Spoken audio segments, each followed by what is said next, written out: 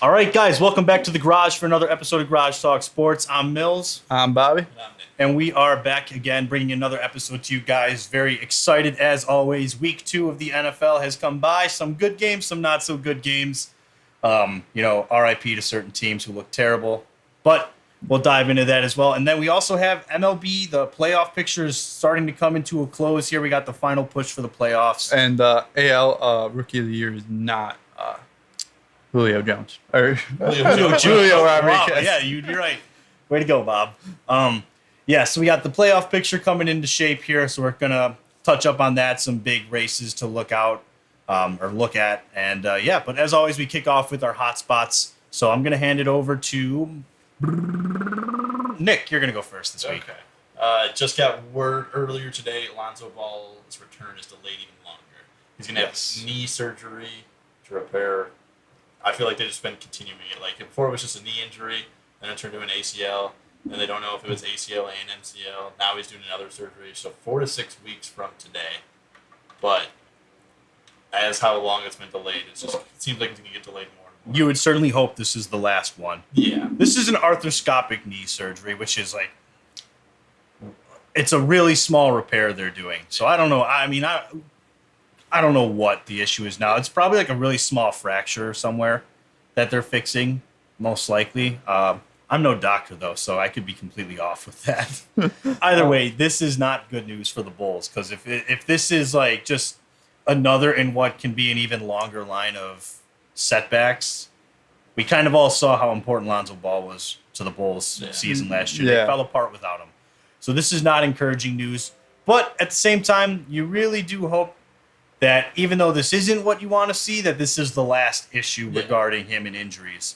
Because this team is kind of built to start contending here. Like their window after last season should be like opening now. And without him, I don't see it really opening much at all. So not encouraging at all. Not encouraging at all. I'll go next with my hot spot here. I want to talk about some golf etiquette because the three of us had a terrible experience on a golf course a week ago. Yeah, we didn't even get to finish. You should be able to finish 9 holes in about 2 hours, right? That's not unreasonable. Yeah, it's not. Oh, good. You should be able to finish 9 holes in 2 hours. But no, you have these people in front of you who just are terrible. One, not good at golf, and I don't want to harp on people who aren't good at golf as like a don't get on the golf course. But be mindful of the people behind you, right? Like if you're already not very good at golf and there's a foursome behind you who also picked up a solo guy in front of them and made a group of 5, like there's no excuse for us to be catching you on every hole. Yeah. And you also shouldn't be dropping balls to get extra putts in every time you reach the green. All right? It's not courteous, especially at a later tee time when it's like time is kind of a factor. Like the fact that you're holding up the rest of the groups behind you just because you want to get these extra strokes in on the green. Like go to the practice greens. That they have those at courses for a reason. Be mindful of your pace. I'm just saying, be mindful of your pace of play. If you're playing really slow, but you're not willing to like sacrifice those extra 6 putts you're deciding to take every single hole, let the group behind you play through. But no, of course not. Frustrates me. Yeah. I'm very like I don't like being the guy who's like, oh man, like why even be out here? Because I like when people like try golfing and whatnot, but you got to be respectful of the other people on the course. Yeah. You got to be respectful. Yeah. Don't force me to be a dick. I don't like being a dick. That's true. And pick up your ball. What? Pick up your ball. Just Don't be pick up. dropping. Come on, man. Yeah. If you're at 8 strokes and you haven't even sniffed the green, pick up your ball. Exactly. Pick it up, man. Just pick it up. Move on to the next hole. Just cut your losses. Just Pick it up. Give yourself a 9. It's probably generous if you weren't on the green in 8, and move on. All right, Exactly. like just at that point, please, like man, or let us play through on the next hole when you finally do finish. But don't like insist on teeing off before we get there and playing. Like, we spend all. It just aggravates me. Yeah. Aggravates me. I hate waiting in every hole unless there's a reason for it. Like if it's just backed up the whole time, you're on a Saturday morning. Yeah, like okay, it's going to happen. If you're going to play Saturday morning golf, it's going to take 3 hours, 4 hours to play 9 holes. You're going to be out there if you go during peak times, Yeah. of course. But like when there's no groups in front of you, and you're the one slowing it down, and there's only one group behind you, like be mindful of that. And yeah, waiting sucks. You never get into a rhythm. And I was feeling myself after the second hole. I had that awesome birdie. Then I just sat there and waited on the next hole, on the next tee box. And You cooled off. I cooled off. Yeah. All of my heat ran out before I even got to take my next tee shot. It's terrible. Terrible. That's true. So yeah, basically, moral of the story: be more courteous, be mindful of the people behind you, especially if you're like having a terrible round. And I've done it myself, where I've been doing horrible. Bobby, you've been with me. I pick up the ball. Yep. If I'm not on the green by the sixth stroke, I'm picking up the ball. Yep. All right, I'll listen. If I'm on the green in regulation and I 4-putt, it is what it is. You know that happens. I'm not a pro, so But that's still fast. Like Yeah, like- you isn't gonna be waiting that long. right. Like it just is. Once I hit like 6 or 7 and I'm not on the green, I'm yanking that thing. Unless it's a par 5, then you have the extra time. But still, Also, if you're not putting for like par or maybe one bogey, don't sit there and line up every single putt and mark your ball, pick it up, put it back oh down. my Like, gosh, you I are know. not on the PGA Tour and you are not putting for eagle, so it's not that important. Yeah. Also, while we're at it, practice swings. How many do you really need to take? Like, come on. I can't stand when I watch someone line up their shot, step up, take a couple practice swings, step back, line it up again, walk up to it, a couple more like half practice swings, give it one more look and line it up, and then they shank the ball. Like, come on. What who do you think you are? Tiger Woods? Like, it just aggravates me when I see that stuff because it's like, you don't need to. Like, line up your shot, take a practice swing or two, and hit the ball. I don't know. That's just me. I don't like, because I waste my good swings on practice swings. So once I get one good, like, I take one swing and I feel good about it, I'm like, all right, cool. Now I can hit the ball. But, man, stepping back and lining it up 3 separate times is just not necessary. Not at all. Not necessary at all. Just my 2 cents, though, Bobby. I'm going to hand it off to you. Yeah, people suck. But Yes, they do. let me ask you guys a question. Who's the top 3 QBs right now as it sits in passing yards? Well, I know who the first one is, All right.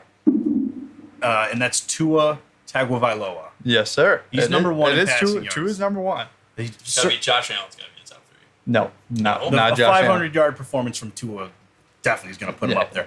Wait, I knew 2 of them. Yeah, I would have I feel like Bobby wouldn't be asking this if these were going to be unexpected answers. So number 2, I'm going to say Joe Flacco. Close. Is he 3? He's 3. He's 3. Oh, Joe man. Flacco's Okay, so I'm number- 2. I got my 2 guesses are 2 of the 3. If I can go 3 for 3 on this. But honestly, I did not expect number 2. Like, Number 2, you didn't expect it.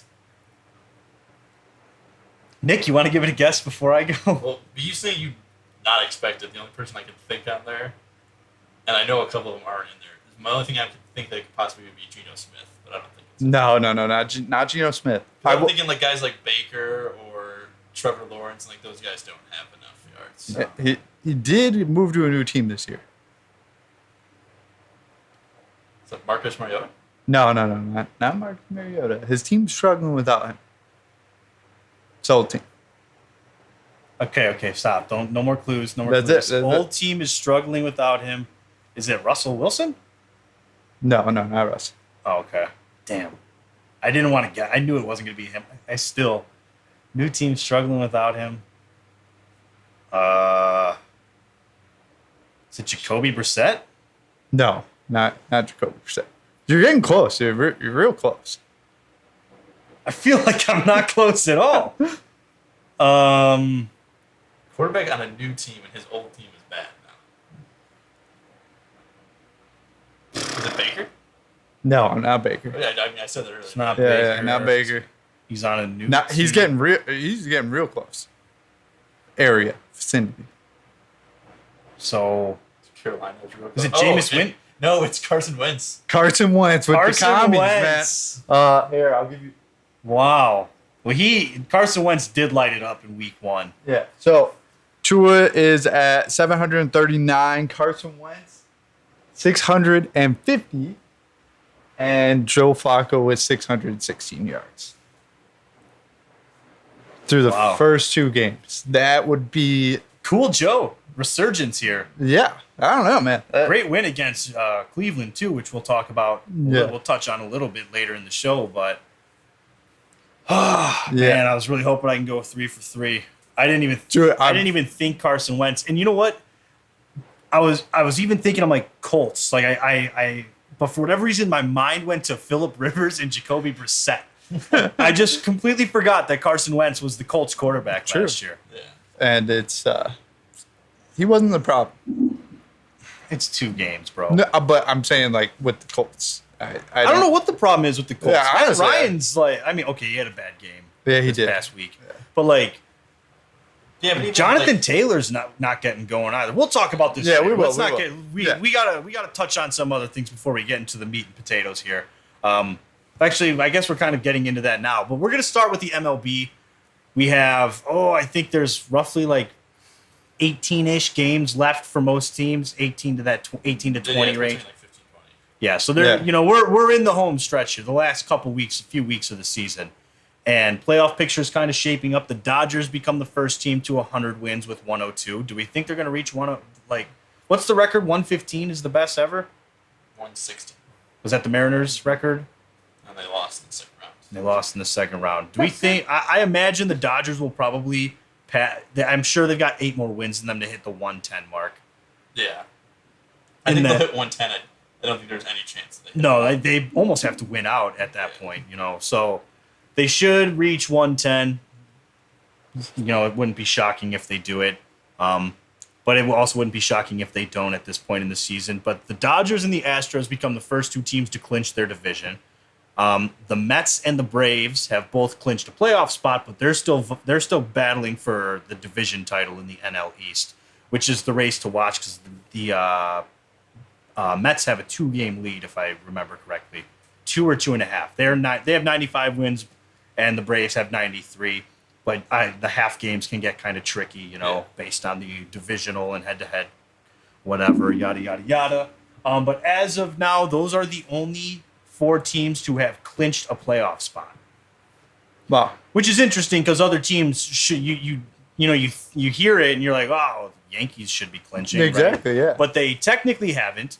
Teams that we know will not make the playoffs. The only one I can think of off the top of my head, and this is because Nick was talking about it all Sunday. The Cubs were officially mathematically eliminated. Yes, they are out. But they did have 2 impressive wins against the Mets. Yeah. They beat Jacob deGrom, which rarely happens. Dude, honestly, like, as bad as the season has been, like, they haven't played terribly. There's positives to take away. Yeah, it's like- I think Christopher Morel is a very positive story. Yeah, he looks and- like a promising young player. And then you Pitching obviously is not. Oh, yeah, pitching is... Wade Miley can't do it all, man. Yeah, that's why you might as well have just brought someone up. Yeah, Like, and then Nick Madrigal. This is going to be a make or break season coming up next year for him for sure. yeah, it's like... Because as of right now, everyone was kind of shocked when he was traded from the White Sox, and then Steve Stone came out and was like, "Yeah, I never expected him to be a super successful second baseman." He was like, he doesn't have power, good contact skills, no power.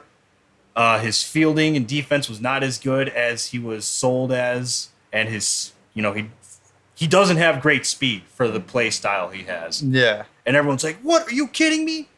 Nick Madrigal has struggled this year, and so this is important. He needs to really have a good offseason and kind of have like a Nico Horner level breakout. Otherwise, And also, Nico Horner has stepped up big yes, this year. Nico Horner's a huge bright spot. Yeah. I forgot. And- How can I mention him and still forget to mention the fact that he's Like, a very good shortstop. I think I do believe he's a better shortstop than Javi Baez. I think he actually proves to be an upgrade. yeah, he's like...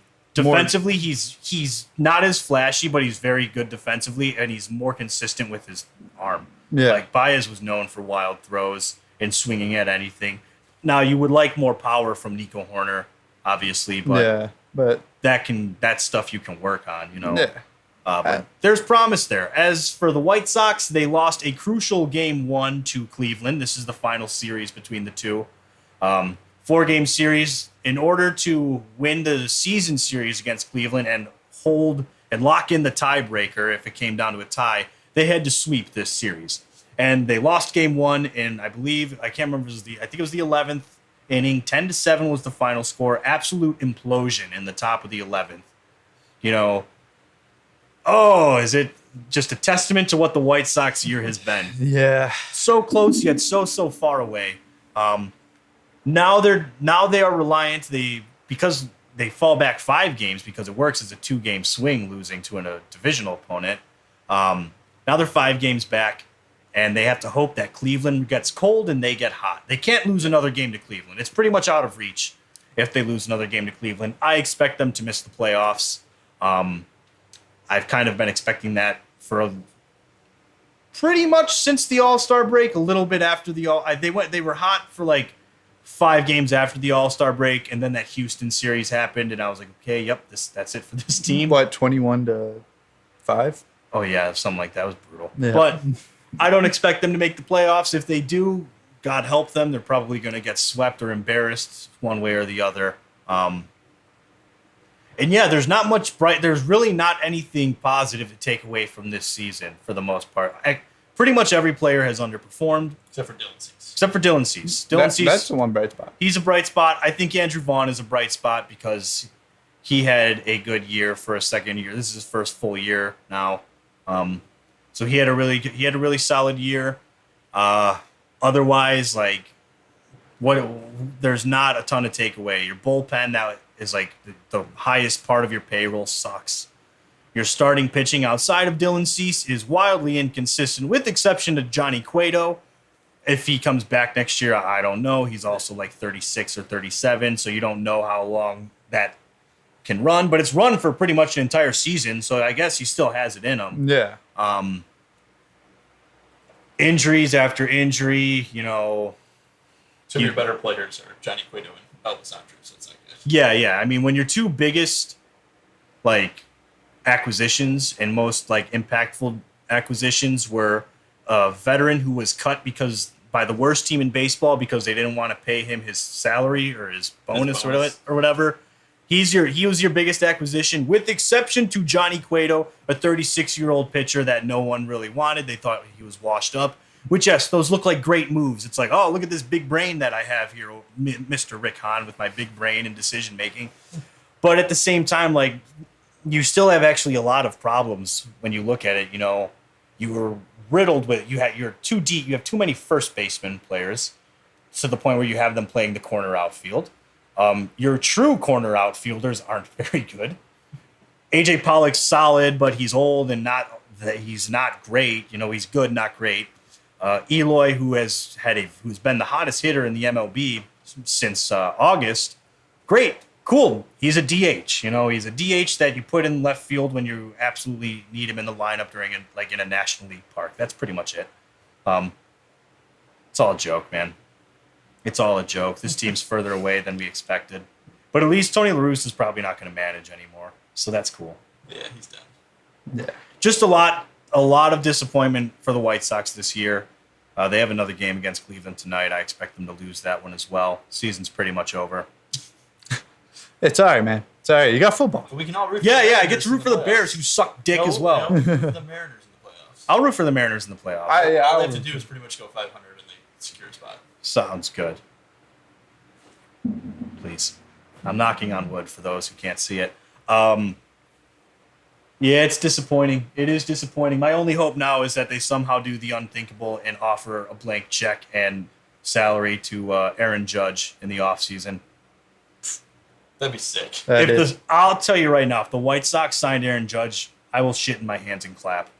And Aaron Judge hit his Yes. 60th. I'll get the number 99 tattooed on my entire back. No. Because you didn't have to get the MB. And Yeah, I didn't have to get the Matt Eberflus tattoo, so Mel's lucky. She did not want me to do Get that. a 9 on each butt cheek for Aaron Judge. Yeah, you He's should. going to show up and he's going to be number 91. You're going to be like, well, I'll wait till his number is picked, and then I'll say, Yeah. no. But Aaron, I'd lose my mind if they signed Aaron Judge, but they won't. They won't. We're going to go sign like a 32-year-old they're going to sign Nelson Cruz.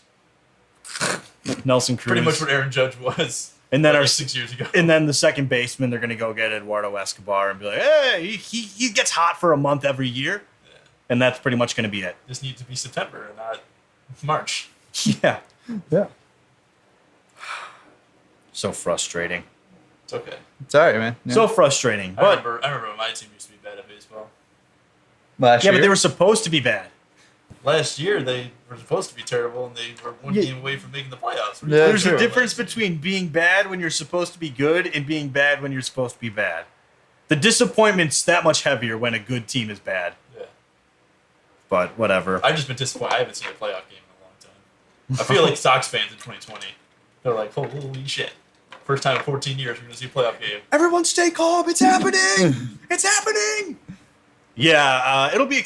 I'm rooting for the Mariners. I like them. I like Julio Rodriguez, not Jones. Rodriguez. Yeah, Rodriguez. Most likely going to win AL Just- Rookie of the Year. I feel like he's running away with it. Yeah. Right? Yeah. It's safe to say. Every once in a while, Bobby Witt or Adley Rutschman comes up, and then all of a sudden he'll do is like, watch me hit 2 home runs and steal 3 bases. Yeah, You're like, and it's like, well, oh, okay. I think Bobby Witt's good, though. Adley Rutschman's solid, but I do like Bobby Witt. I feel like it's well, the same time when it was Kyle Lewis, Luis Robert, and Randy Rosarena. It's like all 3 of those guys should have been Rookie of the Year, but can only be one. And it was Kyle Lewis, probably the least expected of the 3. Yeah. Yeah. I think that year Luis Robert had the highest expectations out of all the rookies, Well, because Randy Rosarena only came up for the last 2 months of Yeah. the season. and he was on fire. But Luis Robert was like, he was the big story. He was the rookie going Yeah. into that year. Like everyone, he was like the celebrity figure because of how big of a deal he was to the MLB. And he's kind of he was my MVP pick this year. Shows you how that. I mean, he didn't have it. He's not going to be it. He's not going to win MVP. His batting average doesn't suck, but I don't know what happened with him. He just like fell off suddenly. Too many injuries on this White Sox team. Yeah. I think But- the White Sox just gave up. So what? Who was expected? Is that Spencer Torkelson? Torkelson? Yeah, Torkelson. Brahim. I This think- year? I think yeah, he was like For the this most. year, it was Julio Rodriguez. Almost everyone picked Julio Rodriguez. Yeah, Oh, really? I mean, because everyone knew Julio And was then going no to. one knew who to pick in the NL because no one really was known to, everyone ended up picking O'Neill Cruz because they thought he was going to come up. A couple people picked Seiya Suzuki because they're like, well, it's the only guy we know. Yeah, for there's Suzuki not rookie. Yeah. as many high-profile rookies in the NL. Yeah. No, Torkelson was I mean, he's He's trash. He's in really. the minors right now. Yeah, Yeah, he's. That's He's tough. like Jared Kelenic last year. Yeah. called the Well, guy you who know, was you don't thinking- want to see a guy fail, but Yeah. yeah, Kelnick. But it doesn't help that they did this whole this is it. It's the call up Yeah. for him, and it's like, and then Julio Rodriguez. It just is like, hey, we'll post a video to our Facebook of him being told that he's being called up, and that's all they got with Julio. Like, Jared Kelnick was unfairly hyped up Yeah. for when he got called up. Torkelson, rough. He was picked ahead of Vaughn, by the way. Ooh. Same draft. Which Hey. is weird because Torkelson looks like he's like 30. If you look at him, he looks 30. He looks older. Yeah, he does look older. And Andrew Vaughn looks like he's 12. Andrew Vaughn. Besides his body. His body looks like a grown man. His Andrew face- Vaughn looks kind of creepy and he runs kind of funny. But I do like Andrew Vaughn a lot. But otherwise, I mean, yeah, Julio's probably going to win Rookie of the Year. It seems like it's pretty much a lock. And then what also looks like a lock is Aaron Judge to win MVP. Yep, just He hit his just hit 60. home run 60, tied Babe Ruth for 60 home runs on a season. Yeah. So I don't know where he's going to end the season at. My guess is like 64 is going to be what he ends the year with. So 68's a number to hit, right? I don't remember. We looked Yeah, I this think up. 67, Barry Bonds. So I don't. I don't know It if would be he's- cool if he breaks it, especially without juicing. But I don't know. I do feel like I see him hit a home run every other freaking night, though. that is That's true. how it feels. I mean, I think someone did his like average. He hits a home run like every 10 at bats or something. I think he has a chance to. It's just going to be. He might get some rest time because he's been playing a lot. Yeah. So if they're just like, Yeah. hey, we're just gonna, and, they're not But going to it depends. If they want him to get the record and they're going to let him chase it, then he's going to play as much as you can. I think you have to let him at least try, Yeah. Like, when are you if going you to see be a home run in the next 5 games, then you're like, all right, you're not going to do it. So Yeah. But yeah, so this is Aaron Judge's stats right now for the year. This is his AL rankings. Leads the AL in home runs and the entire MLB in home runs with 60. I would hope so. Or yeah. else we'd be talking about that other person. He leads the AL in RBIs, 128, batting average of 316. All this first in the AL, by the way. Keep that in mind. Yep. Runs scored 123, base on balls 93, total bases 372, slugging percentage of 703, OPS of 1.123, which is a nice decimal, 123, and then a WAR of 9.7. Like this MVP. It don't matter. Yeah. Season ends. He can play not a single game after this. He wins. Shohei MVP. Ohtani pitches and hits. Shohei Ohtani earned MVP last year. Yeah, he did. But Aaron Judge doesn't pitch and hit.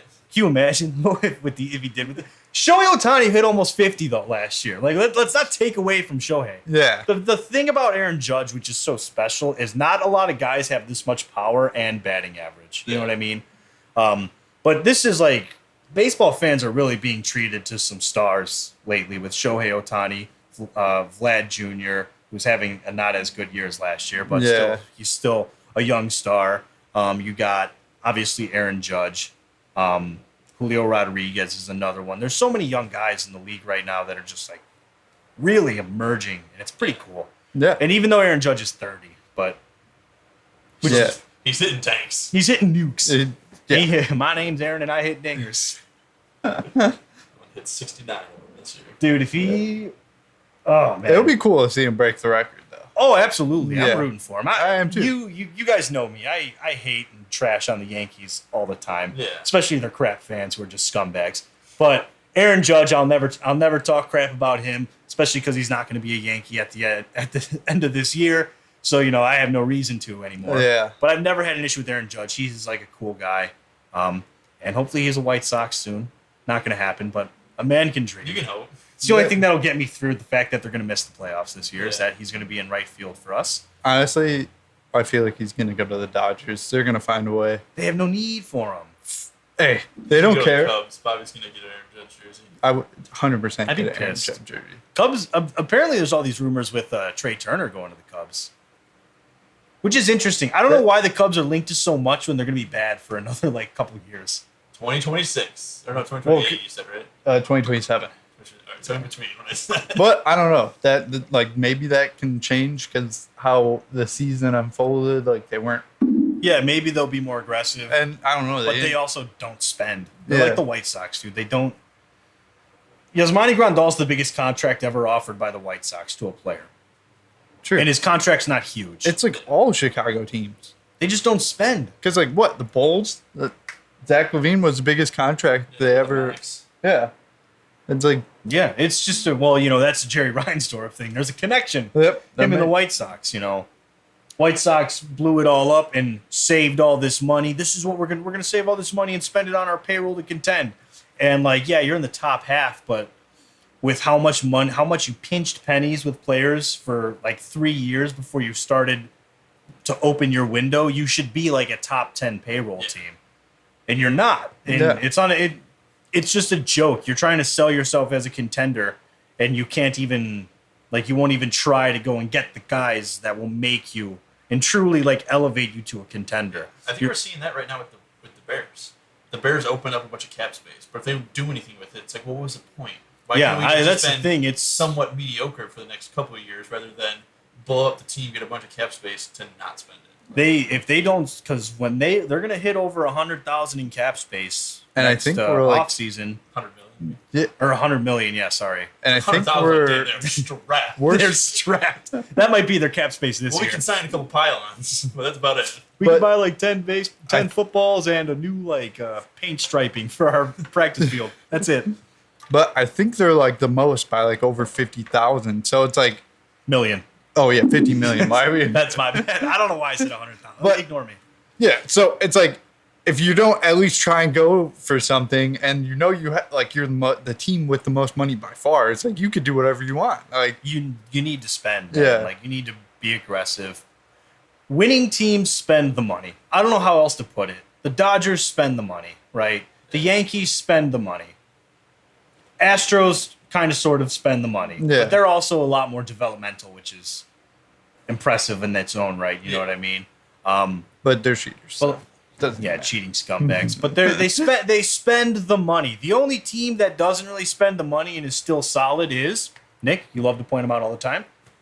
The Rays. I was gonna say the A's before, not so much now. The Yeah. Rays for the past Yeah. certain year, and now the Marlins are stepping up because they're not as bad as they should be for how little they spend. Yeah. It's oh man, you got to spend money to win. It's just kind of the nature of sports, You got Either to. spend money to win or be strong enough in your scouts like the Rays are, where they're like, hey, Yeah. we developed Charlie Morton.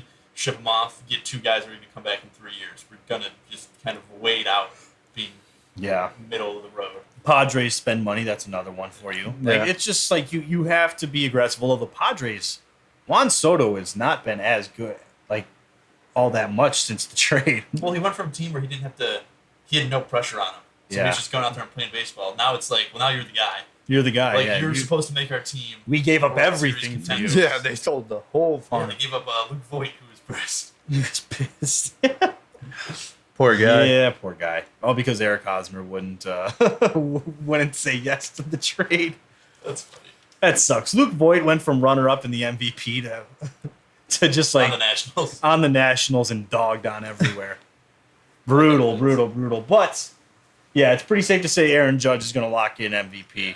And that'll take us from MLB talk to some NFL conversations here. Like I said, week 2 came and went, and we got Thursday Night Football coming up tomorrow, or tonight, depending on when you're listening to this. That is true. But what's the matchup for Thursday Night Football? Steelers at Browns. Okay. Well, Trash versus trash. I'm not super excited for that one. Go Mitch, though.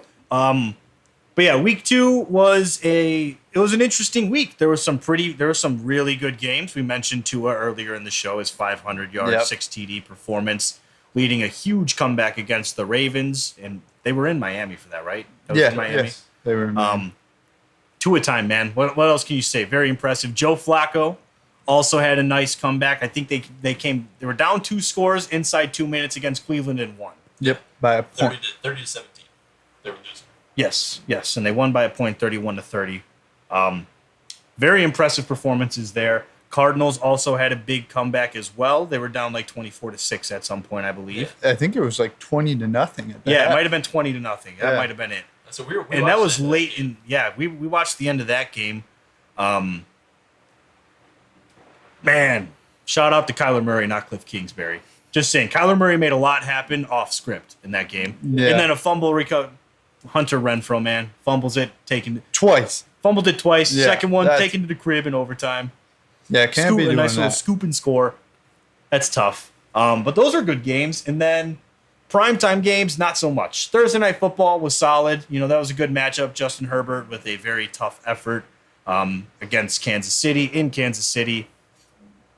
Put up a fight. Put up a fight. Played. He's got broken rib cartilage, which sucks. That does suck. Um, but they're saying he's questionable. He might still play. I would probably have him miss a game at least. Yeah, I think Yeah, I I would would too. do. That's painful, and that's not something you want to keep lingering. Who are Yeah. they playing this week? They are playing. I don't know. Let me find it. You guys kind of talk and filter. This is the wrong. Because that's my thing of okay, it's really week 3, so whether you win or lose doesn't matter. They're facing the Jags. Okay, yeah, so I would not play him. Yeah, I would sit him against the Jags. He's not personally. gonna miss anything from being out a week. He's a good player. He's not he's gonna come back super behind with his routes and timing and all that. But also it's not a must-win game. If this is week 15, you're well, if we don't win this game, we have to win out. Then I can see, all right, we're gonna play him now to win. But it's week 3. If you go 0-3 to start, you can still end up 14-3, and you're still got a playoff spot. Yeah, I think it's smart. Just rest him. It's week 3. Yeah, this was the Thursday Night Football game. It was a good game. Mahomes looked terrible, which you like to see, but they still got the win. Yeah, And it comes down to, honestly, I'm not going to get into this whole, the refs were sold on the Chargers or anything, but questionable interception gets overturned in favor of the Chiefs. I don't necessarily agree with the call. Is what it is. The problem is the story of this game is that the Chargers just let the Chiefs hang around. yeah, you should And, have. with how good the Chiefs are, and I don't like the Chiefs at all, and I'm really annoyed. I'm not a big Pat Mahomes fan, to be honest, either. But, with how good they are, if they're giving you they're basically handing you the game, you have to run away with it. Yeah, And the Chargers had so many opportunities in the game Thursday night to take the lead and make it basically insurmountable. And they got in their own way. And then, the pick 6 happened, which pretty much ended it right there. I don't know why from the 3-yard line, 1st and goal, you're not going to line up and run the ball with Austin Eckler, who is a finally getting the respect I think he's deserved in the league. Right. And now, as it sits, he's only getting 50% of the snaps. Yeah, like it just is. I don't know what they're doing over there in the Chargers offense, but that was a questionable decision. And then you went to Gerald Everett, who was very obviously tired, and like didn't even try on the route, which sucks. But I'm not going to get on him because the play before that he made like an impressive like 35-yard gain where he ran through a couple defenders. So like obviously the dude's going to be a little beat. He's a tight end. You know what I mean? Like that's a lot of energy. it's bad decision there. And so, you let the Chiefs hang around and then finally they made you pay for it. And it just proves why the Chiefs are as good as they are. They're well coached. They're a solid team. You take away the fact that they did kind of rattle Mahomes. They won kind of in spite of Pat Mahomes, to be honest, on Thursday night. I don't know if you guys were able to catch much of it. No, it's on Amazon Prime, and I didn't. Oh, yeah, the Amazon. Download Amazon Prime Video on my TV and then play the game. The Amazon Prime thing is stupid, but I do like Kirk Herbstreit. I liked him on college game day. I kind of wish he wasn't on the Thursday night crew because I hardly ever watch Thursday night games. I really only watch them when it's the Bears or if I have nothing else going on. Yeah. But yeah, Mahomes looked he didn't look great. The Chiefs kind of overcame his poor performance for the most part. Like his final stat line looked solid, but the Chargers dropped like 6 different interceptions, one of which was an overturned interception. Don't know how it was overturned, but I'm not going to dive into that. And yeah, they just let the Chiefs hang on, and the pick 6 kind of sealed the deal there. And even then, Chargers had a chance late, but they just couldn't make the plays that they needed to. I think they felt Keenan Allen's absence. You could tell Herbert was missing him. Yeah, but Mike Williams did step it up. He had a good game. Oh, yeah, he popped off. Yeah. It's like, with the game Mike Williams and Gerald Everett both had, can you imagine if Keenan Allen was also in there? Oh, yeah. I don't think the Chiefs even stood a chance at that point. So that's something to take away from if you're a Chargers fan or on the Chargers. Like, yeah, and like going into it, next time you play the Chiefs, like you'll be and you'll be in LA. Yeah, I think they could easily win it. I still think the Chargers will win the division. I'm standing firm on that. Yeah, dude, they looked like a complete team. It just again that Chiefs offense, you let them hang around, they're bound to strike. Yeah. You can't let they're not going to stay cold for 60 minutes. It's just not going to happen. I mean, also that Derwin James hit. Oh, dude, amazing. The body slam. That man. Oh, that's a man right there. That's true. After the NFL, that man needs to go to WWE. He's got a career there, that's for sure. He absolutely manhandled him.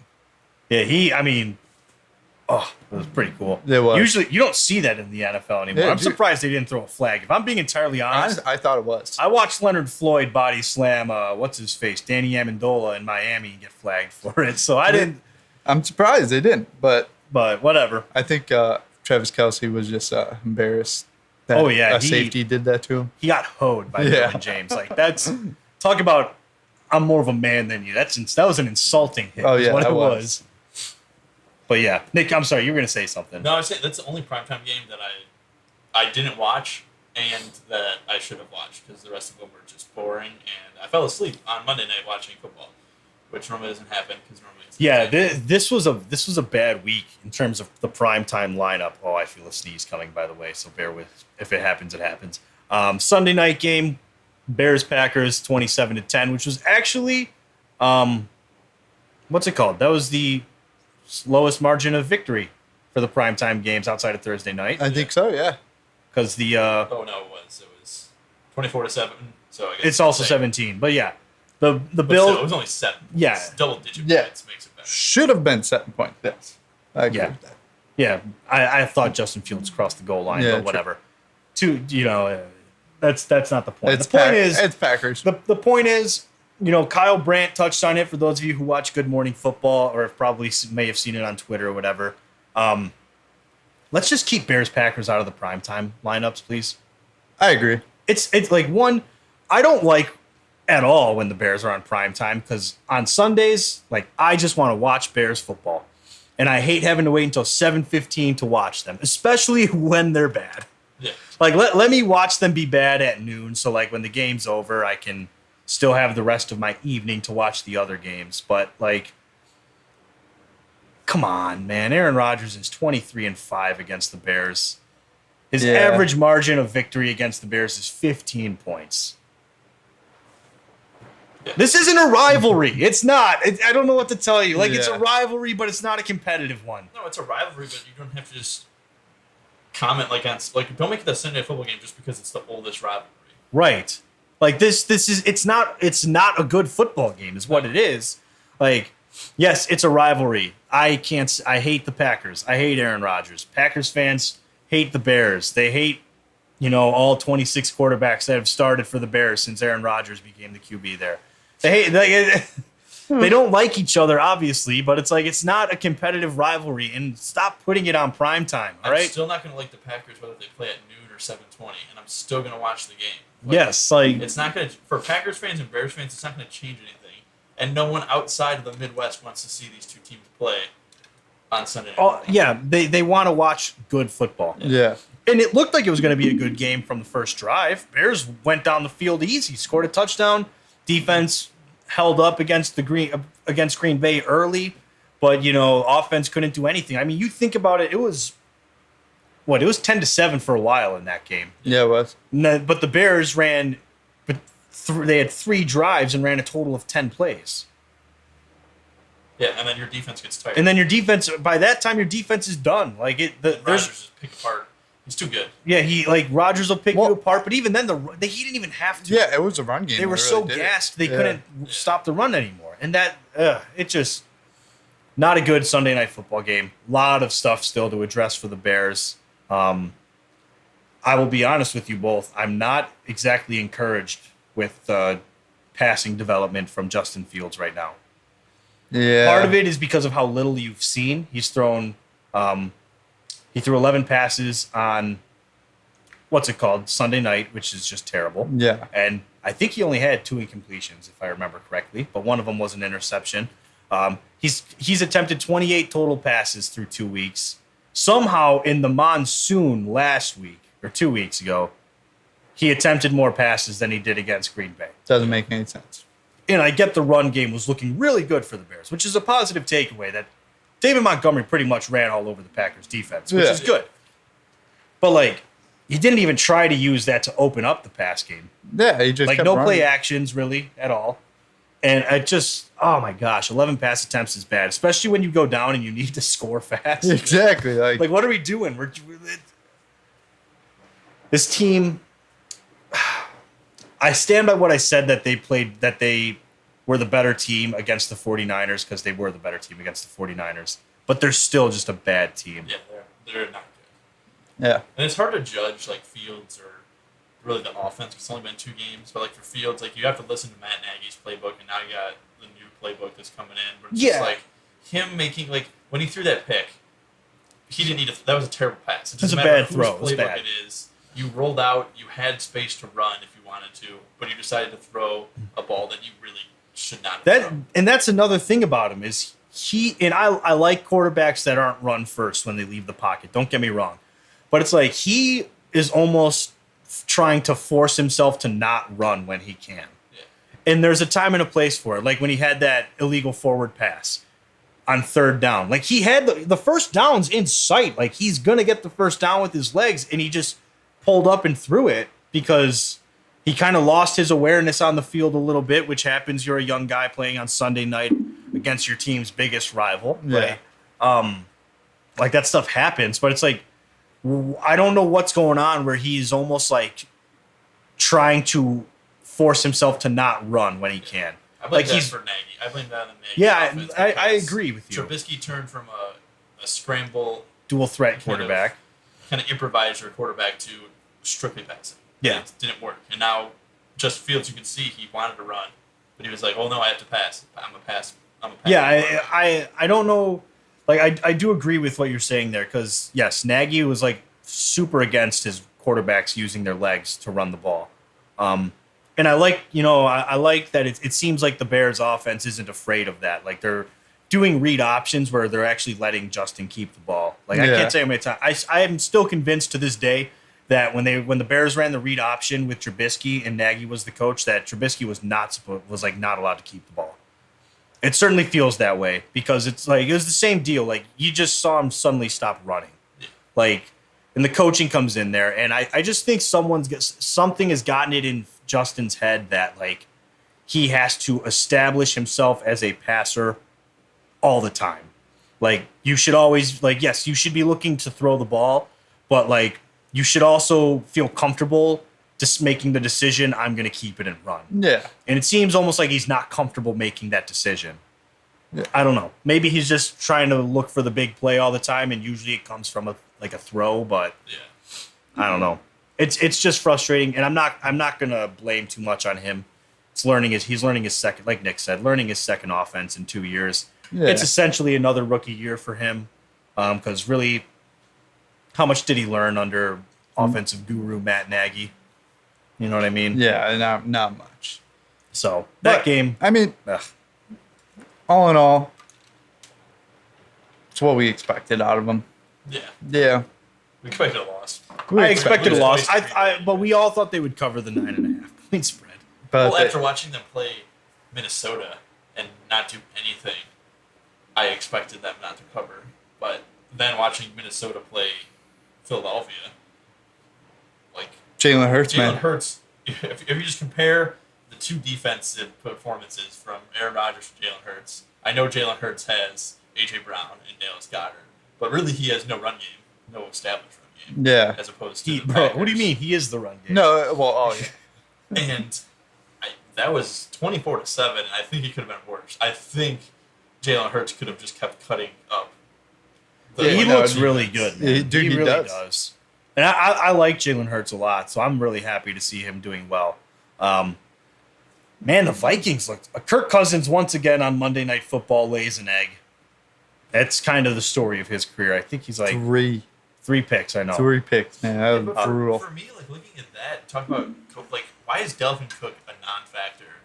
Yeah, he Monday was. Night? Like, yeah, he did nothing.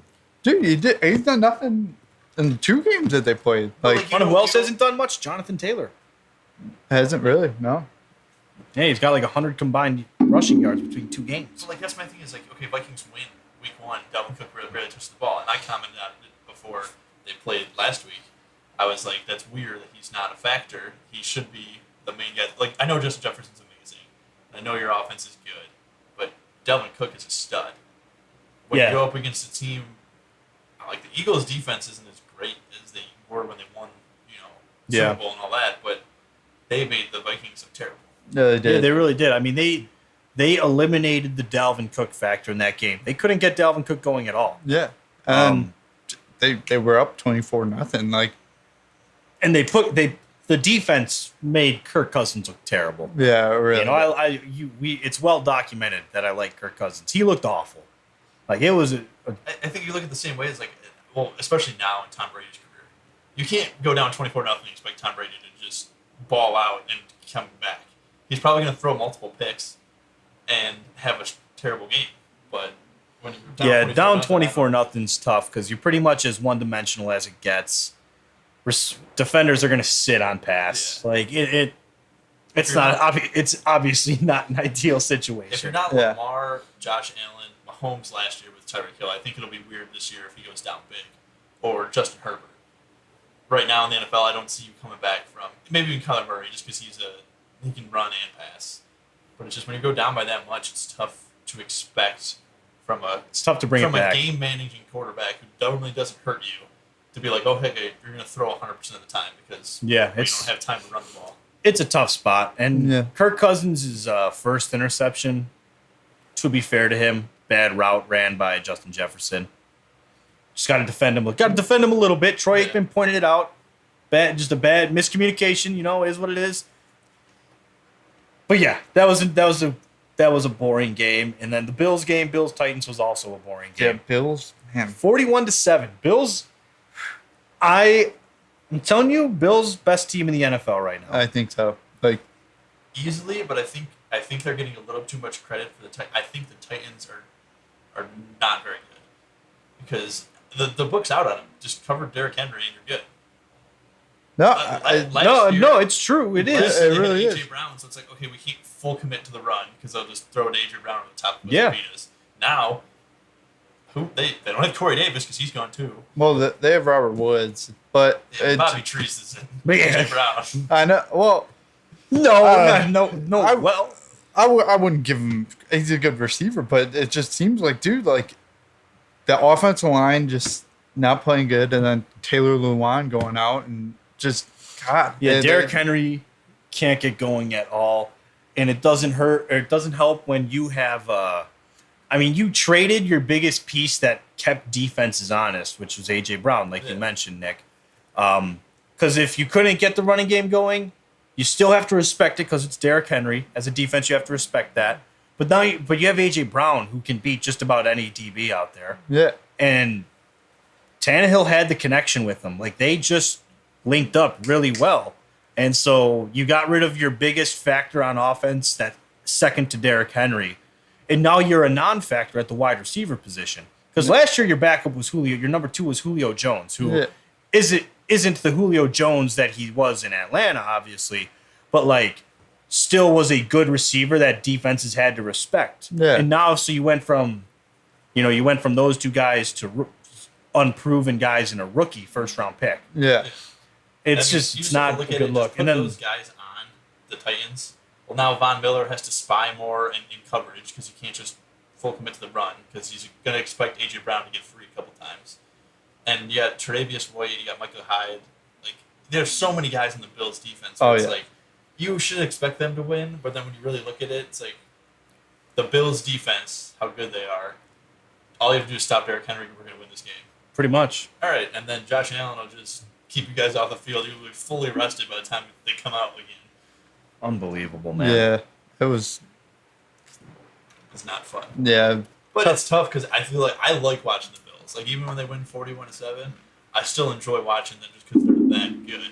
So I'm happy with that game. I would rather have all of those games on Monday night rather than watching the Bears and Packers type gameplay, where it's just one team should clearly be winning, and it's really neither of them are really. Yeah, I didn't expect the other two games to be a complete blowout. No, I expected the Vikings to fight a little bit. I thought the Vikings game would be close. I honestly thought that was like a 50-50.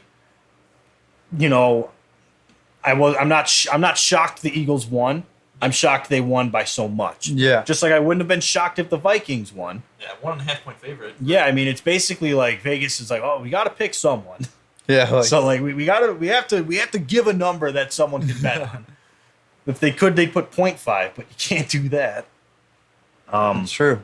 So yeah, it just whatever, you know. But that'll kind of roll in then to Nick's picks for the week. So last week's matchups, Bobby led week 2. Now this is first 2 weeks, Bobby. You've had the lead. You were correct on 8 of the 16 games. Yeah. I had 7, and Nick had 6. So 6, 7, 8. That's pretty interesting. That's true. So that brings our By 4. that brings our season total to Bobby with the lead of 19. I'm right behind you with 18, and Nick has 10. Bobbing 10. So Bobby and I are over 500 through 34 games. True. It's Nick, not so much. Yeah, we're having a comeback here. My goal is to be over 500 a year. That's all I want. That's what I'm shooting for, is over 500, and obviously to win. I think we were all over 500 last year. I don't think No so. chance. I don't think me and Andrew were. I don't even think we were close. No, we had a losing record because we had over 100 losses. And Yeah. Oh, that's right. I Yeah. think we only had like 90. you were the only something. one over 500. Very Yeah, we lucky. did not. We did not do well. But you got to name the segment's named Yeah. after you now. Yeah, Nick. man. Now I suck. Well, it's still early. It's Oh, still it's early. all right. We got 15 weeks left. Anything could happen. At this point, Bobby, we should just pick the same as Nick so he can't beat us. That's Well, true. that's- That would just no, not I know fun. that would be so boring. Yeah. So we'll get into Nick's picks week 3 starting. Nick, do you want to run the segment? It's your Yeah, I name. can. Yeah. Your name's on it. All right, so Thursday night game, we kind of already talked about it, either tonight or tomorrow. Most likely tomorrow if you're listening to this. Steelers at Browns. Browns are favored by 4.5 points. And I'm going to be very, very bold right away. Steelers money line. Whoa! Steelers money line. You know what? I really like the Mitch Trubisky 2-point conversion pass. That was probably one of the best passes I've seen. That was an impressive This throw season. he made. It really was. So he's just gonna build off of that. Just that. I pure like pass. it. I like it a lot, and I'm also going with the Steelers, just not their money line. I expect them to cover. I'm going Browns. Honestly, I picked the Steelers last week, and Mac Jones looked way better than Trubisky. I'm just gonna be honest. And Yeah, the whole Steelers offense is. like Najee Harris is not getting going. That's passing game just looks terrible. I'm not saying anything about Trubisky or anything, but yeah, I'm out. That whole offense needs to figure it out. There's too much there to be this slow. But like you touched on it, Najee Harris is not like they can't get him going. Yeah. And that's the key to opening up your running game is if Najee Harris gets going. If he can kind of pick it up a little bit and you can establish more of a run, it'll make it so much easier for Trubisky. And I mean, you got Myles Garrett, JOK. Yeah, I don't know. I think I got to go Browns. I'm gonna go. Yeah, TJ Watt's still out, so that helps a little bit. I'm gonna. The Jets beat the Browns, and I think the Steelers could beat the Jets. So I'm gonna go with. That's That logic, logic, right there. right? That's there. logic. Boom. Transitive property right there. All right. I'm gonna go Steelers. At the very least, cover. All right, moving into the next game of the week. Ravens at Patriots. Ravens favored by 2.5. Coming off a tough loss against Miami. I'm going with the Ravens. On this I'm one. going with the Ravens as well. Yeah, Ravens as well. It's not. Yeah, I think it. Oh, I just typed Ravens again. Yeah, that's good. Ravens are good. Ravens. If you want are to type my picking the name in, Ravens. one of you guys want to type my name on that one for me? Sure. Appreciate that. Bobby's got you. All right. right. So, There yes, you go. this is the matchup, Nick. This is the one for you. This is the one that I'm really excited about. But Bills at Dolphins. Bills favored by 6.5. Now, when I planned they were going to be first in the division, I had them losing both games to the Bills. I'm going to pick them to cover this because I'm pretty sure they're going to win just from that Ravens game. This is going to be one of the best games we've seen so far. So I'm going to pick Dolphins here, but even if they lose this game, when I calculated out who the Bills were going to beat and who the Bills were going to lose to, I still had the Dolphins finishing first. So is this your game of the week? Yeah, I think it This has is your matchup of the week. Huh? Matchup I of the think it week. has to be. I'm going. No disrespect, Nick, but Mills is going Bills on this one. I'm going Bills as well. Bills. Bills. I don't know- like using myself in the third person, but I had to. For I know that. Tua's not throwing for 500 yards again and a bunch of tutties, but The X factor is the speed on the Dolphins. yeah. That was the difference maker for the game against Baltimore. Bills' defense is so much better than the Baltimore defense. I think they will probably compensate with a lot of zone. Yeah. Yeah, but the Bills haven't really played. Well, I'm not saying that the Rams are should have super- been very but good. Tyreek Hill is the most dynamic player they played against from the receiving. Don't disrespect my boy Coop like that. I'm kidding. I'm Still, kidding. Mike No, Gesicki these are the two- is the best tight end they've played against so far, and Okay, most yeah. complete offense from a running game. And the other running game's not great in Miami, but their quarterback is mobile. Both quarterbacks they played against have been purely pocket passers, and Stafford had a bummed elbow. I hear you. So I hear you, big man. I still think the Bills' defense is going to be able to negate that speed more than the other two teams the Dolphins have faced. That's true. Just saying. I agree. But this is going to be an exciting game. After the Miami Baltimore game, this makes this matchup way more interesting. I'm not going to lie. It does. Yeah. No. But yeah, I had the Miami. I thought they were going to start 1-2 after week 3. So if they're 2-1, I'm fine with that too. Yeah, fair enough. They're still ahead That's of the true. game. All right, Saints at Panthers. Saints favored by 3. Panthers stink. I don't know if it's just the Panthers. Well, Ben McAdoo's offense coordinator. So I mean, And that's why Baker's not doing too well. I think that's probably Until why. Ben McAdoo's fired, I'm not going with the Panthers on anything. I'm taking the Saints. Dude, Matt Rule needs to get fired. Like this, if they stink this year, it's like, dude, you suck. Yeah, that's true. Like, To me, the Panthers are not nearly as good as the Bucks, and the Saints played absolutely terrible defensively and offensively. It's gonna be just a beatdown of the Panthers because they're gonna feel bad about last week. All right, could be maybe the biggest point differential if the Colts decide just not to step up like they have been. Sure. Chiefs at Colts. Chiefs favored by 5.5. Yeah, this is the Colt. This is Vegas being generous with the Colts. This game's going to be a blowout. I think so. I'm taking the Chiefs. I mean, Yeah, they got shut out by Jacksonville. yep. You know what? My thing is, Shut out by Jacksonville. it's going to take a week or two for Jonathan Taylor to get back, but they need to give him more touches. Yeah, That's your best player by a long shot. The and Colts, you're going to have him touch the ball, 7 for 51 he was? something like that. I think it was 10 for 51. Like the average yards per carry wasn't bad, but No. he's just not seeing the ball. Cutting him off at 10. He's not going to have 200 yards, so of course he's not going to go crazy.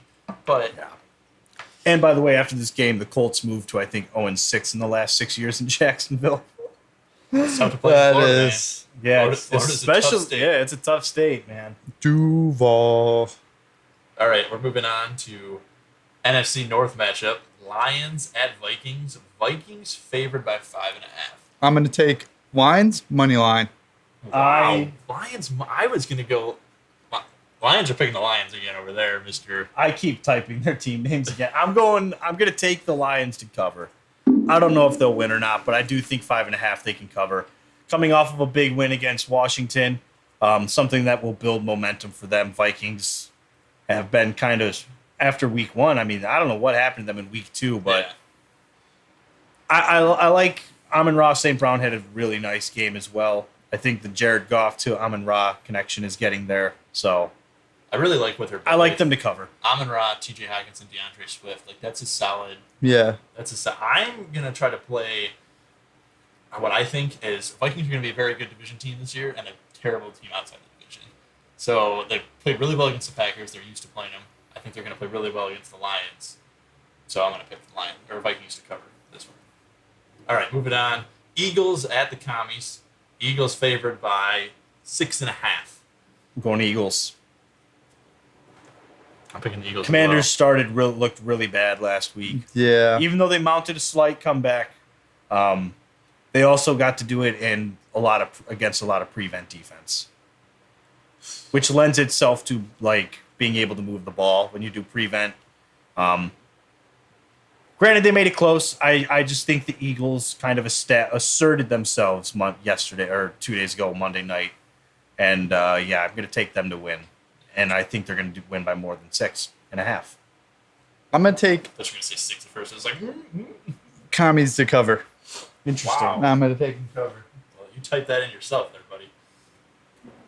All right, moving on to the next game. Raiders at Titans. Raiders, for some reason, only favored by 1.5 points. Yeah, Titans money line on this one. We're going to go Titans money line? I'm going Titans money line on this one.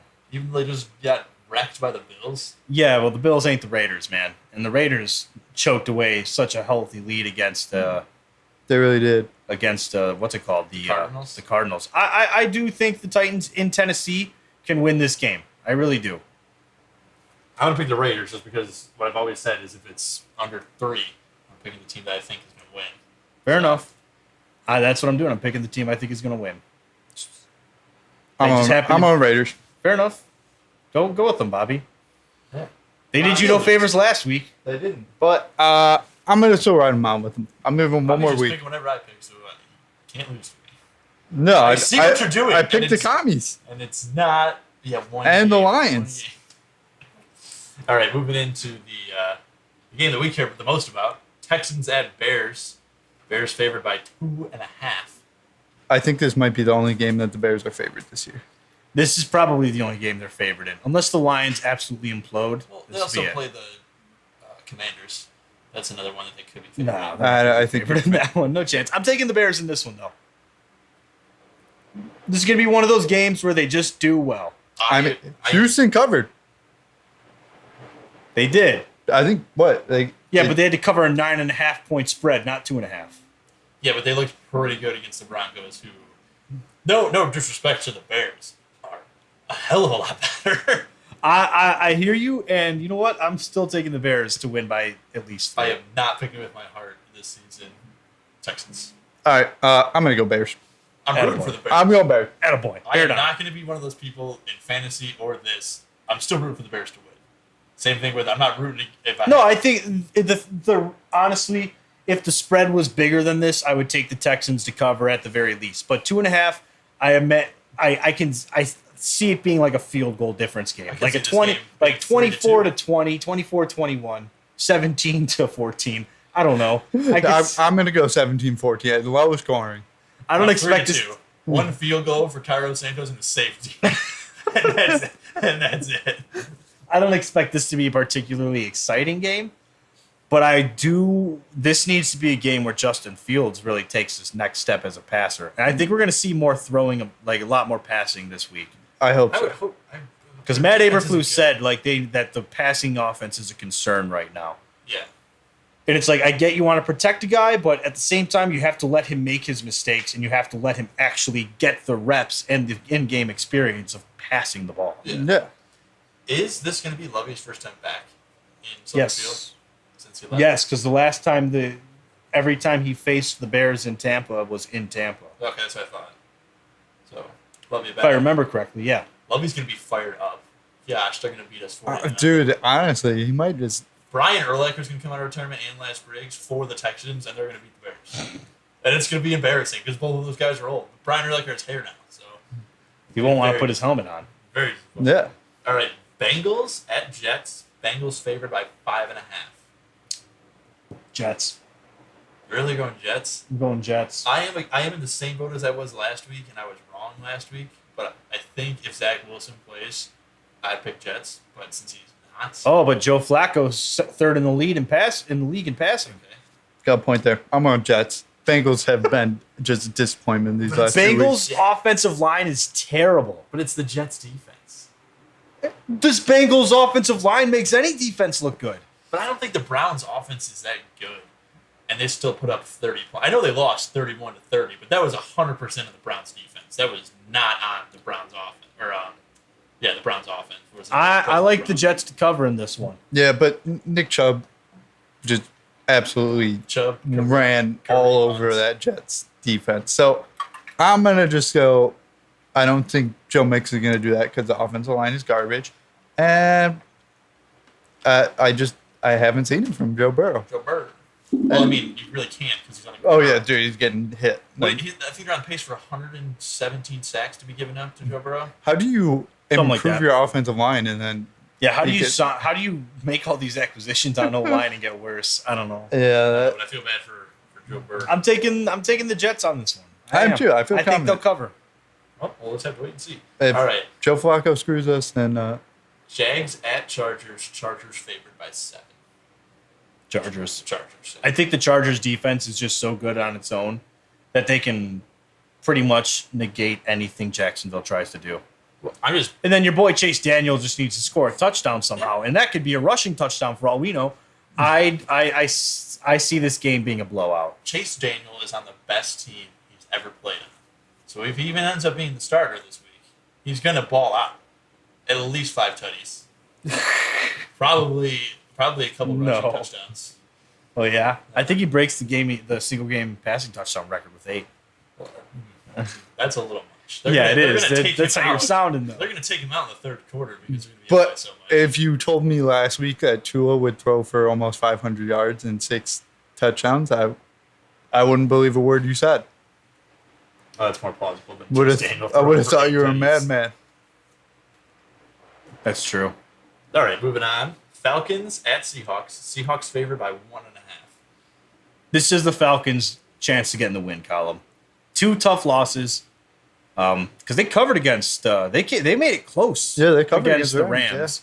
Yeah. A 51-yard field goal costs them that causes them to lose in week 1 against the Saints. The Falcons are playing good football. They're just not catching the breaks, and I think it's a perfect time to do so is against the Seahawks. So I'm taking the Falcons. You would think so. Money line or no? Just straight- No, I money lined the Titans already, Oh, that's right. and I'd like to money line this one, but I'm not going to be the guy who changes my money line. I'm gonna stay true to Just what my scroll to the full bottom of the sheet there. You probably would have. Yeah, Geno Smith looked good the first week, did not really look that good the second week. So I'm going to ride with Falcons on this as well. All right, moving on to the next game. Packers at Bucks. Bucks only favored by 1.5 here. Yeah, I'm taking the Packers. Wow, I'm going to take the Bucks because they have the best defense in the league. They've only given up 13 points, and the Packers' offense only looked good against the Bears, and the Bears' defense. That's a good point, Nick. You make a compelling argument. I'm going to go with the Bucks. Yeah, you're welcome. Now, Bobby. No, I feel like I have to take the Packers because, like, Yeah, go ahead. Take the Packers. Do it. Do it. Do it. Do the roar. all right, I'm going to go crazy. We'll go for the Packers. They called me a madman. I like what you're saying, Nick. You're speaking my language. Although Tom Brady has also not looked very good. Yeah, he's not looked Hey, very good. But the defense is the difference maker here. I like that. I like that. When you only have to get one touchdown to at least tie in both of your games, But Tom Brady can do that. my logic is that the Bucks beat Packers to go to Super Bowl. Aaron Rodgers still has bad taste in the mouth, man. He's gonna come out with Okay, vengeance. That logic strain just went straight out the window. You gotta be more convincing, Bobby. It makes sense, Right yeah. away, just pump it out. Don't be like, and slowly. You just gotta go right to it. Aaron Rodgers pissed. He's gonna There you just go. absolutely There you go. destroy. Say it with Bucks. some emphasis. Say it with your chest. Yeah, But I can hate believe Aaron that. Rodgers. All right. I need Aaron Rodgers to like suck ass. Like legitimately suck ass. That's gross. Rams at Cardinals.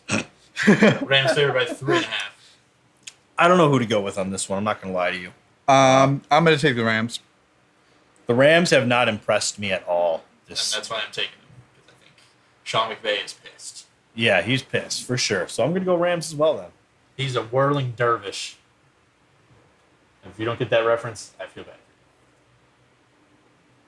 A whirling dervish. I know what that's from. Do you? Other guys? No. Close. Will Ferrell movie. Just a different one. Dang. Semi-pro? No. No. Ricky Bobby? No. It is a sports movie. It's Kicking and Screaming. Oh! I've never seen that Will Ferrell movie. There were whirling dervishes. I don't even know what a whirling dervish is. Kicking and Screaming is such a good movie. Bye, Juice Box Boy. That's Juice Box Boy. Everyone, tell him to bring your juice boxes. Bobby, you haven't seen that movie? First of all, Mike Yeah. Dick is Mike in it. Ditka, the coach, is in it. He's the Juice Box Boy. Oh, really? Yeah. No, I didn't even know. And Youngson. Youngson. And the Italians. Never Give seen it to the Gosh, Bobby, Italians. you gotta watch. I have it on DVD. I'll bring it. All right. for the next- We're going to have to watch. Oh, it's so good. All If right. we watch football on Sunday, I'll just bring That's it. what that We'll- movie's we'll where I watch. learned like the cup thing off your knee. I'm like, Yeah. oh, you can actually do. When we're watching I realized how that. when we're watching a team get blown out by 30, we'll throw on Kicking and Screaming. Yeah, we'll just instead. throw on Kicking and Screaming. It's a true underdog tale, All Yeah. right. and it's about the meteoric rise of a young aspiring head coach in soccer, Yeah. and how He he went lets from pushing pills to- lets the fame and success get to him, Yeah. and he fights and battles through addictions. Yeah. See, you wouldn't expect it from Will Ferrell. I wouldn't expect this. It's incredible. Especially about All right. kids soccer, but yeah. Yeah. all right. All right. It tugs at the heartstrings, too. I'm up for watching this. It's a good movie. It's funny. It's funny. All right. 49ers at Broncos. 49ers favored by 1.5. Will this be the week that Russ finally steps up? No. It's the Jimmy G show. It's the Jimmy Yeah, G show. in I'm San going with Francisco. Jimmy The G. Bay Area is ready for porn star Jimmy to come back. That's true. I mean, man. we saw what he did when he came off the bench. This is it. This is Jimmy G establishes that the 49ers are his team, and he leads them to a division win, a division championship. I mean, they're going to win the division with Jimmy G. That's what I'm saying. Gosh. Just go crazy over there. No, they're going to win the division with him. See- I'm confident. Jimmy G steps up, wins the game, has more wins than Trey Lance this year. And not only that, Obviously. strip club Trey is not as good as porn star Jimmy. Yeah, no, he's not. All right, Or so we're all some of good. them called him Lap Dance Lance, Lap dance. I like that which one. has a little bit more ring to it. does. But you have to know that his last name is Lance for it to work. Yeah, I Yeah. feel like if you're gonna do porn star Jimmy, you got to do both of them with their first name. Yeah. Porn star Jimmy and Strip Club Lance. Strip club Trey, lap dance lines. And he made Or 300. yeah, Strip Club Trey. And he made 350K for coming in. Yeah, he did. It did. Hey. Big day for Mr. Jimmy Exactly. G. And who's gonna donate to We're that rooting to for Jimmy Eastern G over Illinois? here in the garage. All right, I like his odds. they're going to win the division with him, and then he's going to get traded in the offseason because somehow Kyle Shanahan's still going to believe Trey Lance is the better QB, even though Trey Lance will be a backup quarterback in 3 years. Put it on the board. Put it on the board that we haven't had up for a while. Yeah, we haven't. We got to find a spot for the board. Yeah, We really do. All right, moving into the Monday night. No, is it the Monday Yep, night? that's the Monday night game. That's the final game of this week. Monday night game, hopefully closer than either of the two from the previous week we just watched. Cowboys at Giants. Giants favored by 1.5. Giants have a possibility going 3-0. I'm rolling with Brian Dable, the Brian Dable show over there. I think I'm gonna have to roll with it too. Cooper Rush I'm Did rolling with look the good. Cooper Rush trade. but Cooper Rush did look good. I want to give a shout out to Cooper Rush. Everyone thought it was time for Bandinucci. Bandanucci. And you know what? Cooper Rush said, look at me. I'm Cooper Rush. But I don't know. It just Giants have found a way to win. So It is getting windy outside. That's wind, right? Yeah, I mean, it is supposed to storm. It sounded like a bird at first. I was like, bro, is there like a bird in here? Yo, dude. Dude, get out of my garage, bro. No, it's wild that at the start and like, in the middle of the summer we were kind of talking about how this is Daniel Jones' year and Saquon Barkley's year to be like, you guys are both first round picks, top 10 picks. Do And it, right? Like, it's time. Come on, how are you guys not at least producing like a 500 season or close to 500 season?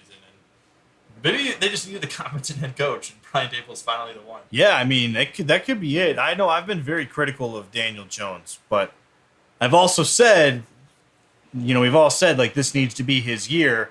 If not, he's a guy who'd benefit from stepping somewhere, being a backup, and getting a second chance. But that might not have to happen if he continues to play well under Brian Dable and the offense keeps working the way it is. Like, it's very good. It's promising what New York is doing, and that's the Giants, not the Jets. and Kenny The Jets Galladay. that was a good game. It's a good game, but it wasn't Zach Wilson who had the good game. No, it The wasn't. thing is, you don't know what your quarterback is. But you always All we know about Zach Wilson is that he likes Cougars. Like, that's all we got. Is that his mom? And Yeah. a woman. All we know is that his mom's friends aren't off limits to him. So That's true. what else is there to say? That's about it. I don't know, but I'm Yeah. taking the Giants on this one. I like the Giants here I like in New Cowboys York, here. so that's a big thing as well. Again, Yeah. I'll be happy if the Cowboys lose, but I am picking them just because Cooper Rush. I get it. Cooper Rush, Stud performance. he did look good. I will give him that. He had Yeah. a good game. And he's hooking up with a lot of the younger receivers, which were on the second team. So it's like he's got his own connections with some guys, which defenses aren't really looking at. And now maybe CeeDee Lamb will be more open. And Yeah, maybe Dalton Schultz. that's a good spin to put on it, Nick. That's kind of like Bobby's Packers reach that he went for, but I get it. Hey, it works. I feel like mine was more Here's- relevant because it was from a week ago, not That makes last playoffs. No, it was two playoffs ago. Oh Actually. my god. Dude, That's right. They played the 49ers. Yeah, porn star Jimmy in Lambeau in the frozen tundra. Exactly. Tell me how a team from the Bay Area is going to come in and beat you in the Bay Area. Jimmy G in played the at Eastern. Who Lambeau. knows? Yeah. Aaron Rodgers we got to start getting some of these games at home, man. Gets a game at Aaron home, Rodgers loses adopted- 10-3 or whatever it was. Aaron Rodgers Robbie Gold, adopted man. the Colts, and Jimmy G was born. Yes. Exactly. I mean, yeah, it's true. Rodgers That was is true. he was a California boy. Cali boy Yeah. came to Green He's Bay. a and Cali boy. Jimmy G was a He was born and raised in Midwestern Illinois. boy who then went to New England, which is arguably colder. Yeah, And then he goes out west. that's right. Yeah. What does Rodgers think he knows? Nothing. True. He doesn't know cold. Yeah. Oh man, I kind of wanted to do the Bane thing, but it's not going to sound good. It sounds good in your head, though. In my head, I'm In like, your head, you're like, this is dude, exactly I'm not what it gonna sounds do it. like. Yeah. And then you're gonna listen to it. no, back because and I don't have it like all worked out in my head, so I'm going to stumble on my words. I just see you. Come on, do it, Bob. Nah, and I can't do a good Bane impression. Oh, you think the cold is your ally? That's not terrible. cold. I hadn't seen the warm weather till I was already a man. By then it was. What? By then it was freezing. By then, it did nothing but make me sweat. This is getting dumb, Nick. What's your question of the week? So I saw a couple. There's like a TikTok trend that's going around where they like have like a draft, like a snake draft of like board games or stuff like that. And I just saw one where it was cartoon dogs. So you drafted cartoon dogs. So I'm going to say we do a 3-round draft of just cartoons that we watched growing up. So I don't care who wants to start it. I'm going first. First overall pick, Codename Kids Next Door. Okay. Ooh, second. So we're doing Snake. So you go 1, you'll pick 2. I'm gonna get 2 in a row, and then so just so you know, you're not gonna get a. You're the middle pick every time. Oh, okay. Give me Rocket Power. Oh, I love that show. Rocket Power. I gotta pick this one right away because Tom and Jerry, for sure. Ooh, see that's like that's a legacy pick right there. That's true. So, That's a legacy pick. Okay, I like that. That's a great round 1 pick. Yeah. I feel like you know what? I'm gonna do a Dragon Tales. I watched Dragon Tales so much growing up, Okay. and I don't know if it'll get back to me for my last pick, so I gotta pick it now. That's a good one. Give me I'm gonna head SpongeBob. You gotta take it. damn you gotta you. take it. Damn, There was no way. I was sitting here. I'm like, dude, I was gonna take it. So I was so ready. All right, well, I'm gonna go then. I'm gonna go my second pick, Ed, Ed and Eddie. I was a big Ed, Ed and Eddie fan. If you couldn't tell, I was a Cartoon Network kid. Man, and then I got to go with a final pick. You suck for that one, Bob, because I was gonna take SpongeBob second. I really thought you were gonna leave that one out there. It's got to be a cartoon. Yeah. This is tough. It's man. tough when you start to think about it. Like only having 3 picks. Yeah, and I got to go through all these cartoons that I really liked as a kid. Like, I'm not going to say them, but there's a lot of good options. There is a lot of good options out there.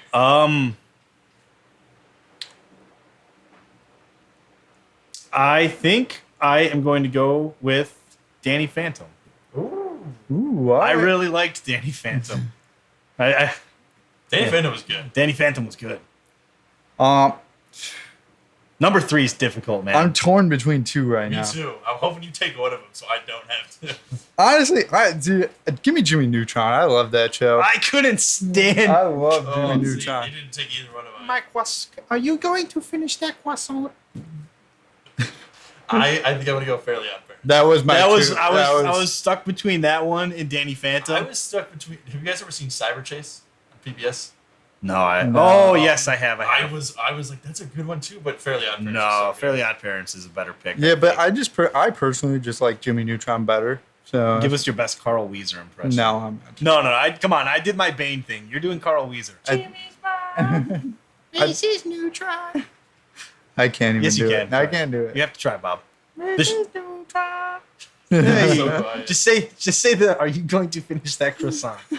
No, I'm not saying that. Jimmy Timmy Power Hour. Oh, dude, Oh, that's yeah. a bigger crossover than like Avengers Endgame. That was like the biggest crossover as a kid. Like that was. I don't. That's got nothing on the Marvel Cinematic. Or I mean, the Marvel Cinematic Universe has got nothing on that. Yeah. The Just Power amazing. Hour. It was wild seeing Timmy Turner and the Jimmy Neutron, like how they It's drew it trippy, out. dude. Yeah. It's weird. It just looked weird. Yeah, but we'll definitely post that on Twitter. Of if you can only pick 3 shows. Yeah, I Those like that ones, one. And we'll see who ends up coming out on top. I like that one a lot. I like my picks. Codename Kids Next Door. I love that. Yeah, dude, I love really love that that show. show. I don't know. That was such a good show. There was a really good game too on the Cartoon Network. Yeah. Yep. Cartoon Yeah. Network games or whatever. Yeah. Dude, I just, oh man, that was so. Imagine if life was like that as a kid. Like the kids next door actually existed. Like, That'd be when you, wild. That would look be. down the end of your street. There's just a giant treehouse with just tanks And apparently, like artillery we don't going live out. at. Apparently, kids don't live at home. Yeah. That show was so awesome. There's 5-6-year-olds living on their own in a treehouse. That show was so cool. It was. It was a good show. But Rocket Power was always my favorite. Rocket Power. I Dude, I really, Bobby, that pick surprised me because I was gonna go Tom and Jerry and then Rocket Power, and then I was gonna be very confused for my last pick. nah, dude, that was like my favorite. I had the Rocket Power helmet. The one that Otto had. Yeah, no, I know. But that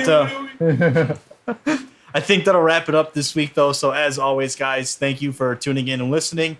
If you like what you heard, please give us a follow on our social media. All of that linked on our website. Yeah. Otherwise, we're looking forward to talking to you guys next week. Thanks again, and we'll talk to you. See ya. See ya.